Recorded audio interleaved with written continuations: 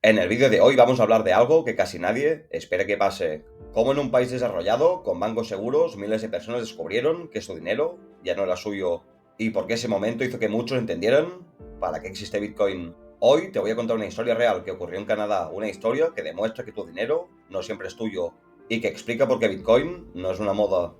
En este vídeo veremos cómo el gobierno congeló cuentas bancarias a ciudadanos normales y por qué a partir de ahí Bitcoin dejó de ser una inversión para convertirse en una necesidad. Empezamos.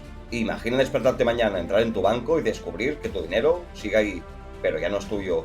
No porque hayas robado, no porque seas un criminal, sino porque el gobierno decidió que pensabas mal. Esto no pasó en una dictadura, no pasó en un país pobre, pasó en Canadá, uno de los países más desarrollados del mundo, con uno de los sistemas bancarios más seguros, y aún así miles de personas perdieron acceso a su dinero. Camioneros, gente normal, personas que trabajan, pagan impuestos y mueven la economía.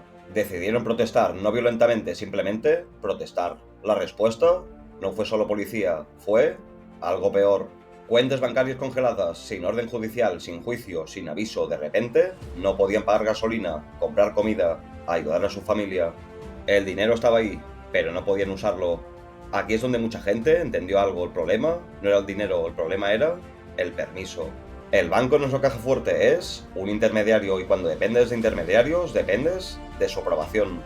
Pero Bitcoin no pregunta quién eres, no pregunta qué piensas, no pregunta si estás de acuerdo.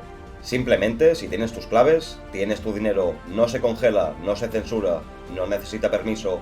Así que a esa gente no le quitaron el dinero, le quitaron el permiso para usarlo. Y ahí aprendieron que Bitcoin no es para cuando todo va bien, es para cuando todo falla. La pregunta no es si confías en Bitcoin, la pregunta es, ¿confías en que siempre te dejarán usar tu dinero? Saludos.